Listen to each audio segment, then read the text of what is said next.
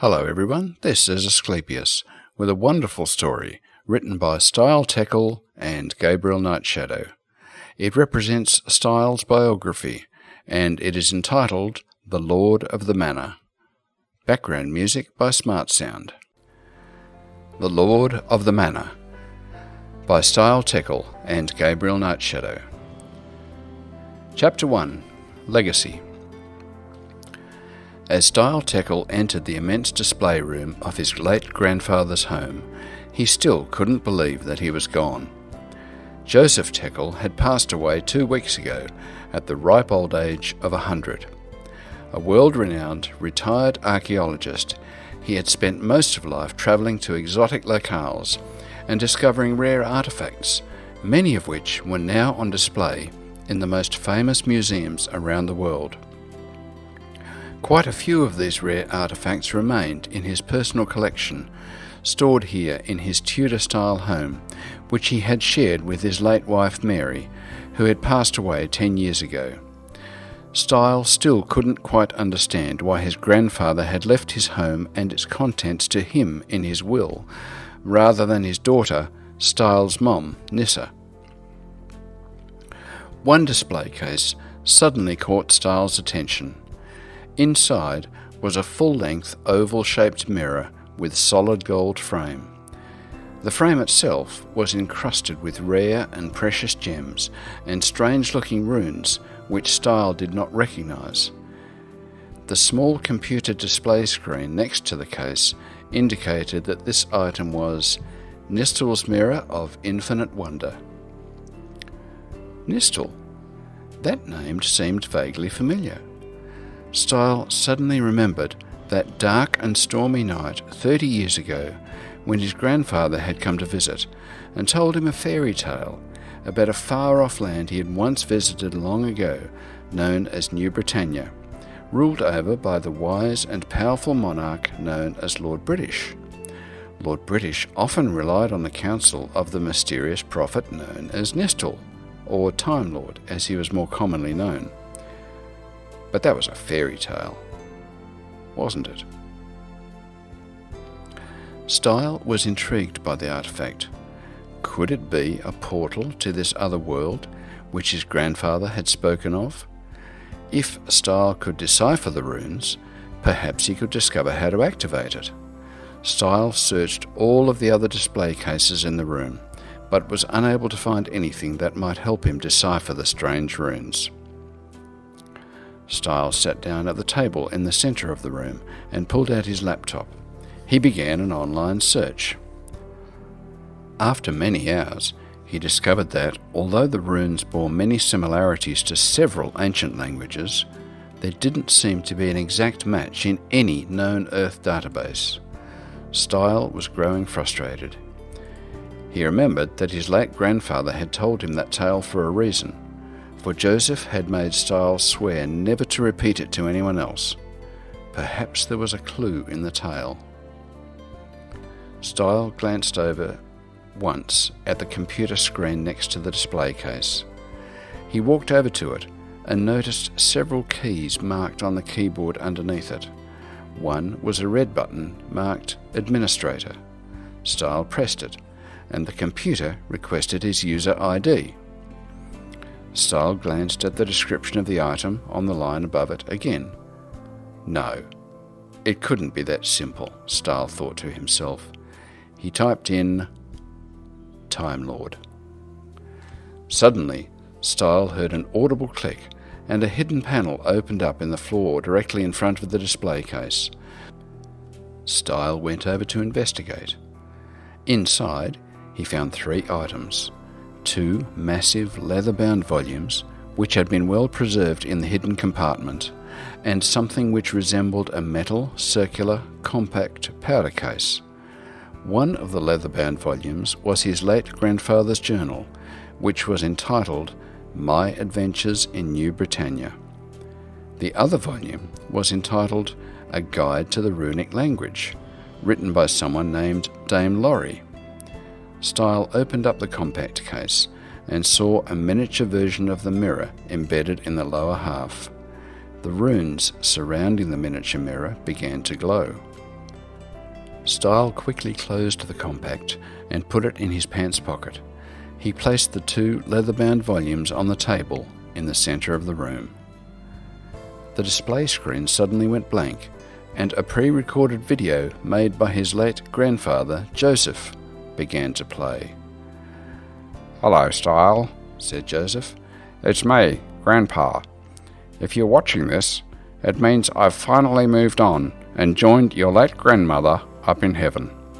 As you might have guessed, that tale I told you many years ago when you were a child really did happen. On an archaeological dig many years ago in ancient China, I happened to stumble through a lunar rift and ended up in the land known as New Britannia. I helped their monarch, Lord British, and his advisor, Stile, locate and recover an ancient artifact which they used to defeat a powerful foe who was terrorizing the land.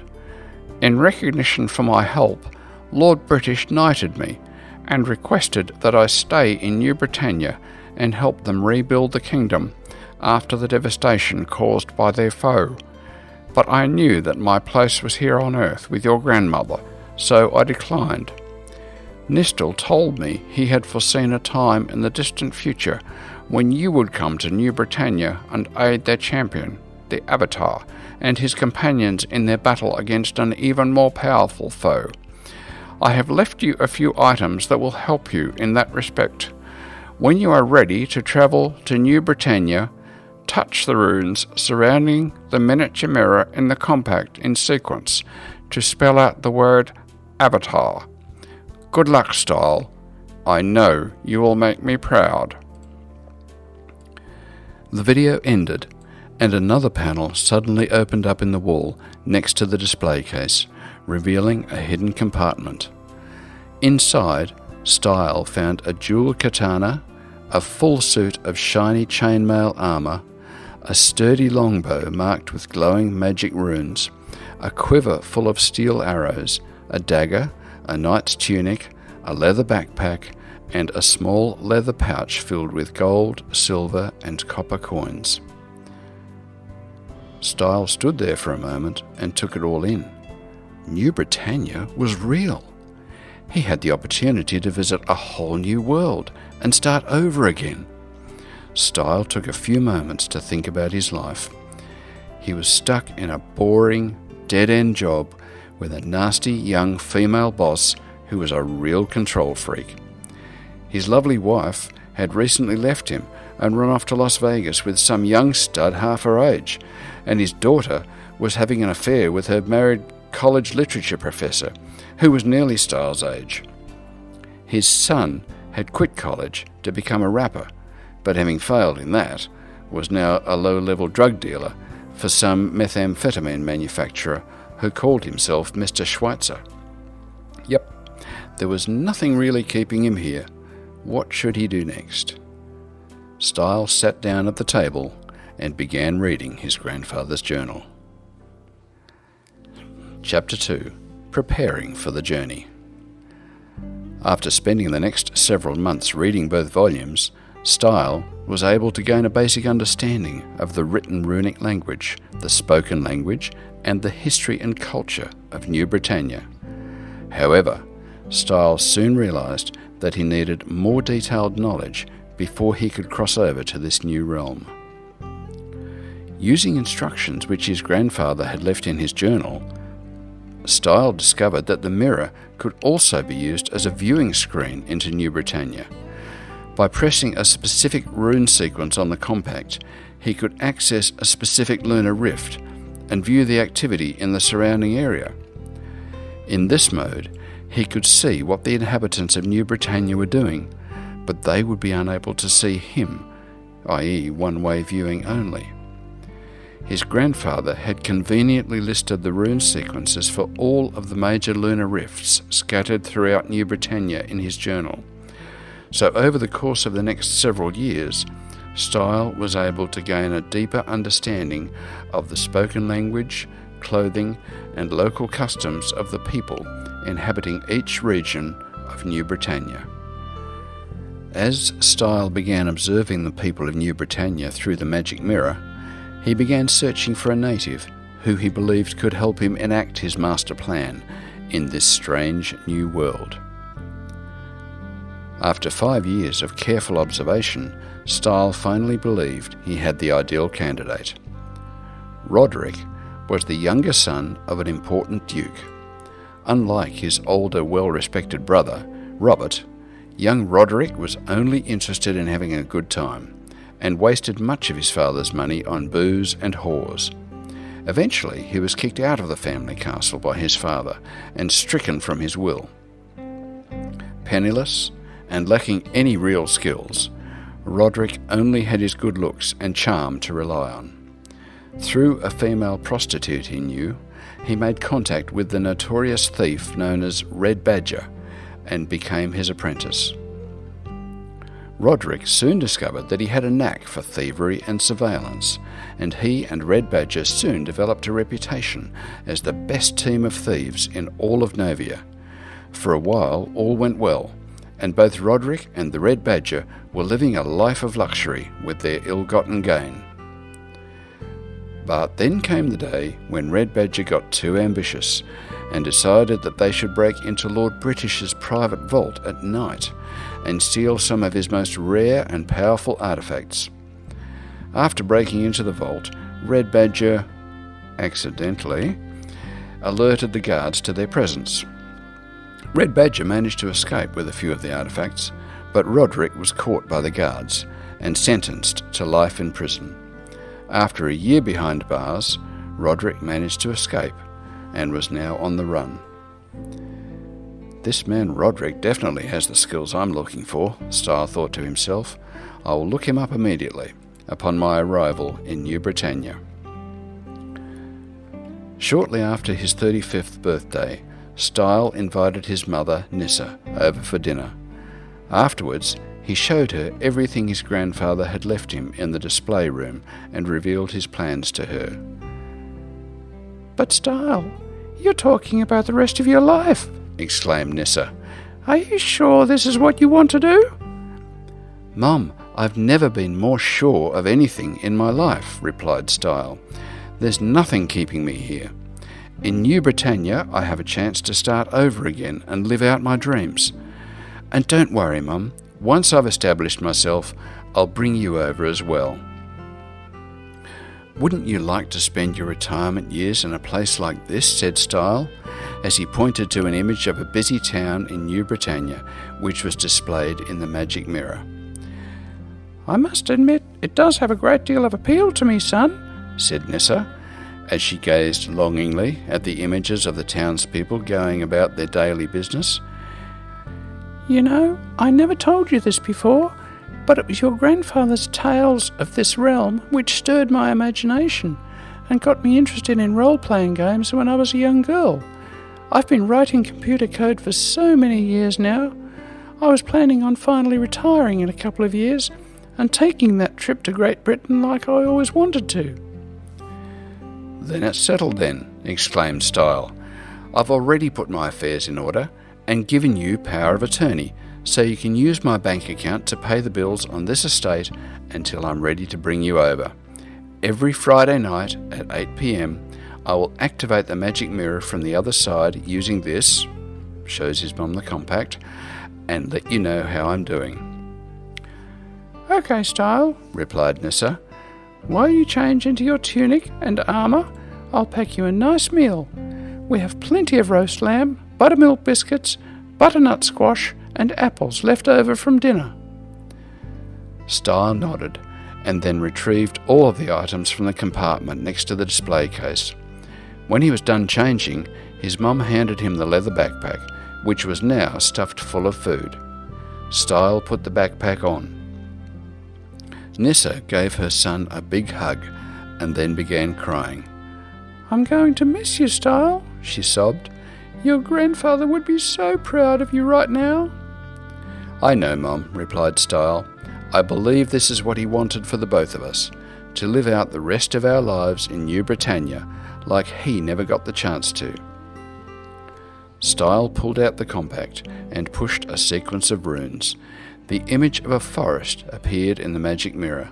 A large port city loomed in the distance. Stile pressed the runes on the compact, which spelled out the word Avatar. Suddenly, all of the runes in the magic mirror began to glow, and the image shimmered for a moment. It was time to go. Stile walked towards the mirror. He turned around one last time to see his mom standing there, smiling. "Take good care of yourself, son," she said. "I will, Mom," replied Stile. "Remember, every Friday at 8 p.m. sharp." He waved to his mom one last time, then turned and stepped through the mirror. Chapter 3. Spy Master and Merchant Prince. "There he is, men, hiding behind that tree," shouted the commander of the guards. "Grab him!" Roderick broke cover and ran through the forest as fast as he could, but could tell from the sounds of the rapidly approaching footsteps that they were closing in on him. He felt a hand clamp down on his left shoulder. "I've got you now!" a guard exclaimed. Suddenly, Roderick felt an arrow whiz by him as it struck the guard in his right eye, killing him instantly. The guard fell backwards and hit the ground. Two other guards, who were a short distance behind him, immediately stopped and drew their swords. "Where did that arrow come from?" one shouted, right before an arrow struck him in the chest, and he too fell to the ground, dead. "Show yourself, coward!" yelled the commander of the guards as he grabbed Roderick and held his sword to his throat. "Otherwise, I'll kill your friend here." There was no response, as the guard commander scanned the area around him for any signs of movement. The commander did not see the mysterious figure sneak up behind him and slash him in the back with a katana. The commander dropped his sword and fell to the ground dead. Roderick turned around and saw a knight clad in chain mail standing there. "Thank you for saving me, kind sir," said Roderick. "I'm just a poor, unfortunate soul who was framed for a crime I did not commit and was forced to flee from the authorities when they didn't believe me." The mysterious knight stared at Roderick and said, "You are not as innocent as you claim to be, Roderick. I know exactly what kind of man you truly are." "You know me? I don't believe we've ever met before," replied a surprised Roderick. "No, we haven't met before in person," replied the knight, "but I've been following your exploits for some time now. You have the right skills I'm looking for in an associate. Join me, and I promise you wealth and power beyond your wildest dreams. I also promise you that one day you will have your revenge against your former associate, Red Badger." "Yes, that all sounds very tempting," said Roderick, as he raised his right eyebrow. "But why would a knight want to associate himself with someone like me?" "My grandfather was a noble knight who once served Lord British," replied the stranger, as he held out his hand. "I'm a more practical man. Will you accept my offer?" "Yes, I think I will," replied Roderick, shaking the stranger's hand. "So, my new friend, what shall I call you?" "You may call me Sir Stile Teckel," replied Stile as he beamed. Acting through Roderick, Sir Stile began establishing his extensive spy network. Roderick would make contact with people with access to important information, such as servants of nobles, merchants, and politicians, and pay them well to spy on their employers. These spies never knew who their true employer was. Roderick simply referred to him as the Big Boss. At first, this spy network was limited to the port city which Sir Stile Teckel had settled in, but over time he had Roderick establish contacts in all of the major towns and cities he did business with. Sir Stile used the information he acquired to secretly blackmail the rich and powerful and gain an unfair advantage in purchasing goods and services. As far as the public was concerned, Sir Stile Teckel was simply a highly successful merchant who gave generously to help feed, house, and educate the poor.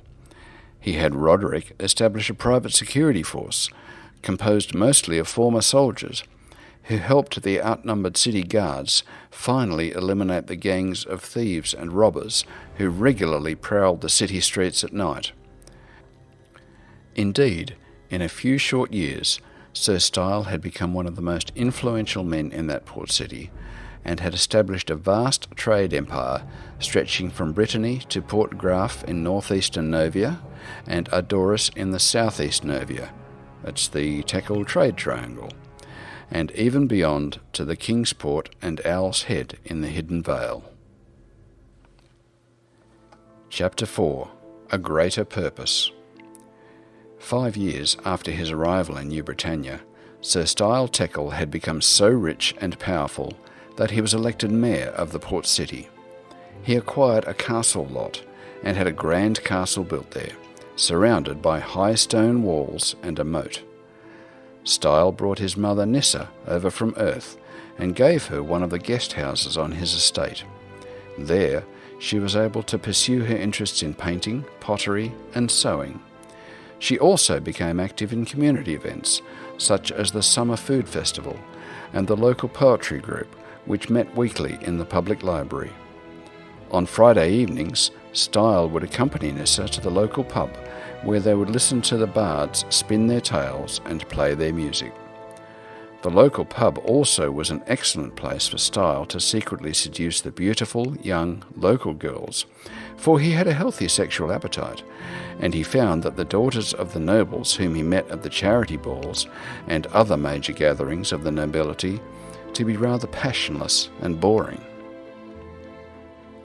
Life was good for Sir Stile on both a personal and business level. The only major rival he had to contend with in the business arena was Duke Garin, who was a member of the Great Council. As the head of one of the most powerful families in the kingdom, Duke Garin had used his wealth and influence to expand his trade empire. Until recently, Duke Garin had focused on building his empire in the western half of Novia, but now he sought to expand into Sir Stile's territory. Roderick and his spies had not been able to uncover much information about the mysterious Duke Garin, who was rarely ever seen in public.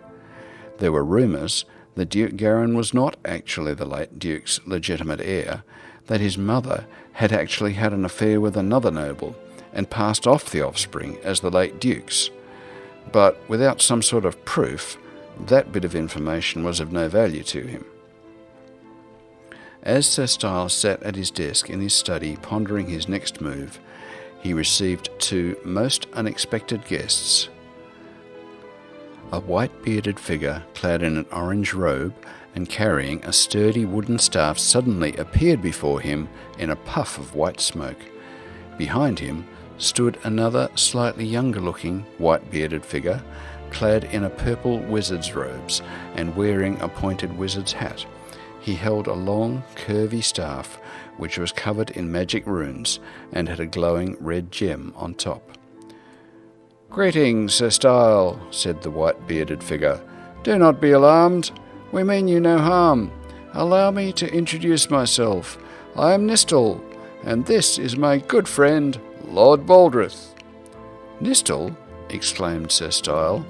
"Are you the same Nistel who befriended my grandfather Joseph many years ago?" "Indeed I am, Sir Stile," replied Nistel. "You have done quite well for yourself these past 5 years, as I knew you would. As I predicted, Roderick has proven to be a good right-hand man." "You know Roderick?" asked Sir Stile. "Not in this form, of course," replied Nistel. 5 years ago, I disguised myself as a guard at the prison he was being held in, and secretly aided him in his escape." "I see," said Sir Stile, stroking his chin. "So everything that has transpired these past 5 years has been part of some sort of master plan of yours." "You are a bright fellow indeed, Sir Stile," answered Nistel. "A grave threat to all of New Britannia will soon be upon us. Your role is to help support the Avatar and his other companions, such as Lord Baldrith here, by providing them intelligence gathered through your spy network, resources, and access to important people and places through your personal contacts." "I think I can handle that," replied Sir Stile. "Good to hear that," replied Nistel, who suddenly had a very serious look on his face. "Sir Stile, Your hand-to-hand and ranged combat skills are quite good, but they will be of little use against someone like your new business rival, Duke Garin. You may not realize this, but he is a powerful sorcerer, well versed in the dark arts. In order to stand any chance against him, you will have to learn the schools of magic as well. I've brought Lord Baldrith here to instruct you." "I see," said Sir Stile. "I was unaware that Duke Garin practised sorcery. No disrespect, Lord Baldrith, but are you a highly skilled mage?" "I would say so, since I studied with the best," answered a grinning Lord Baldrith. "I was Nistel's finest apprentice." "Indeed he was," said Nistel, as he nodded approvingly. "I've never met anyone else with such a talent for magic. I must go now and continue my search for the new avatar," declared Nistel. "I leave you in Lord Baldrith's capable hands." Nistel vanished in a puff of white smoke. "Does he pop in and out like that all of the time?" asked Sir Stile. "You'll get used to it after a while," answered Lord Baldrith, as he shrugged his shoulders. "Be thankful that he's not as bad as his cousin Mingo." "So, Lord Baldrith, where do we begin?" asked Sir Stile. "I think we should start with the life school of magic," replied Lord Baldrith, as he stroked his long white beard. "We do want you to stay alive during combat, after all." The beginning. Echoes from the Caverns is brought to you by Lord Baldrith, Asclepius, and Sir Stile Teckel. Do you have a piece that you'd like us to read? Please contact us at lordbaldrith@thecaverns.net, Asclepius@thecaverns.net, or stile@thecaverns.net.